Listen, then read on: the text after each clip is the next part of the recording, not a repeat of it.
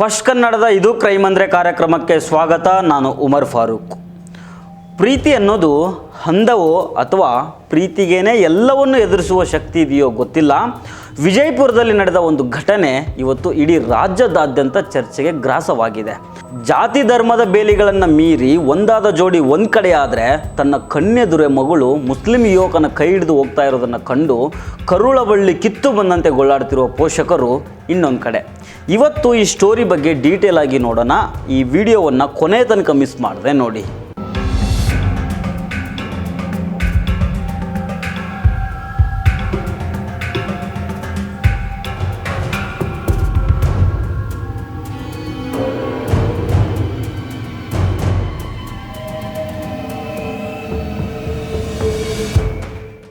ಸ್ಥಳ ಬಂದು ವಿಜಯಪುರ.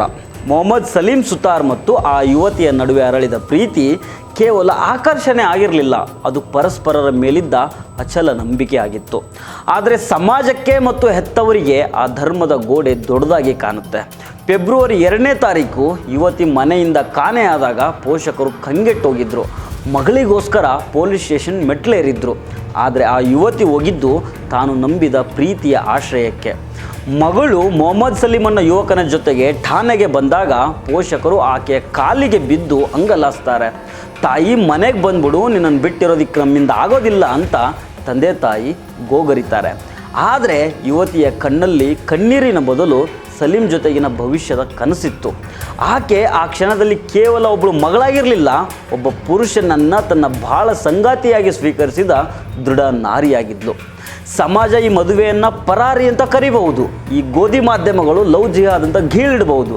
ಆದರೆ ಆ ಪ್ರೇಮಿಗಳಿಗೆ ಇದು ಸ್ವಾತಂತ್ರ್ಯ. ಯುವತಿ ಪ್ರಾಪ್ತ ವಯಸ್ಕಳು, ತನ್ನ ಬದುಕಿನ ನಿರ್ಧಾರ ತೆಗೆದುಕೊಳ್ಳುವ ಹಕ್ಕನ್ನು ಆಕೆಗೆ ನಮ್ಮ ಸಂವಿಧಾನ ಕೊಟ್ಟಿದೆ. ಆಕೆ ಸ್ಟೇಷನ್ನಲ್ಲಿ ಹೇಳಿದ್ದು ಒಂದೇ ಒಂದು ಮಾತು, ನಾನು ಸಲೀಂ ನನ್ನ ಪ್ರೀತಿಸಿ ಮದುವೆ ಆಗಿದ್ದೇನೆ, ಆತನ ಜೊತೆ ಹೋಗ್ತೇನೆ ಅಂತ. ಹಂಗಂತ ಪೋಷಕರ ಭಾವನೆಗಳಿಗೆ ಬೆಲೆ ಕೊಡದ ಮಗಳು ಅಂತೇನಿಲ್ಲ ಇಲ್ಲಿ.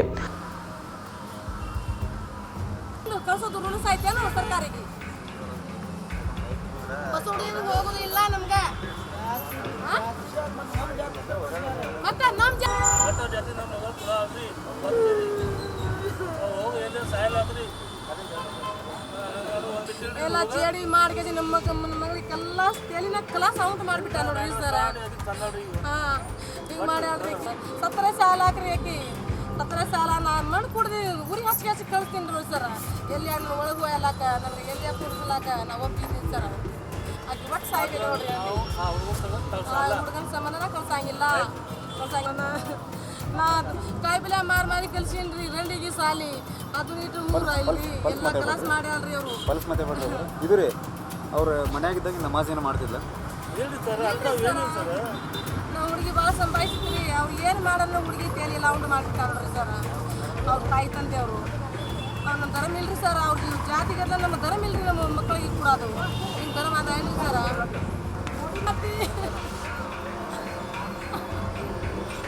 ನಮ್ಮ ಇಟ್ಟು ಮಕ್ಕಳು ಸಾಣ ಹಾಕಿ ಈಗ ನಮ್ಗೆ ಬುದ್ಧಿ ನನಗೆ ಕೂಡ ಹಾಕಿ ನಮ್ಮ ಮಕ್ಕಳು ಬುದ್ಧಿನ ಕಲಾಸ್ ಮೇಲೆ ಮಾಡ್ತಾರೆ ಸರ್. ಅವ್ರು ಬಿಡಲಿಲ್ಲ ರೀ ಸರ್. ಹುಡುಗಿ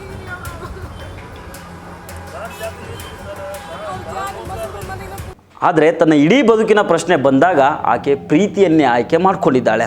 ಹೆತ್ತವರ ಅಳಲನ್ನು ಮೀರಿ ಪ್ರೇಮಿಯ ಕೈ ಹಿಡಿದ ಆಕೆಯ ಧೈರ್ಯ ಈಗ ಚರ್ಚೆಯ ವಿಷಯ ಆಗಿದೆ. ಅಂತಿಮವಾಗಿ ಇಲ್ಲಿ ಕಾನೂನು ಗೆದ್ದಿದೆ, ವೈಯಕ್ತಿಕ ಆಯ್ಕೆ ಸ್ವಾತಂತ್ರ್ಯ ಗೆದ್ದಿದೆ. ಪೊಲೀಸರು ಆಕೆಯನ್ನು ಗಂಡನ ಜೊತೆಗೆ ಕಳುಹಿಸ್ಕೊಟ್ಟಿದ್ದಾರೆ. ಆಕೆ ಪೊಲೀಸ್ ಜೀಪ್ ಏರಿ ಹೋಗುವಾಗ ತಂದೆ ವಾಹನದ ಚಕ್ರಕ್ಕೆ ಅಡ್ಡ ಬಿದ್ದ ದೃಶ್ಯ ಮನ ಕಲುಕುವಂತಿತ್ತು.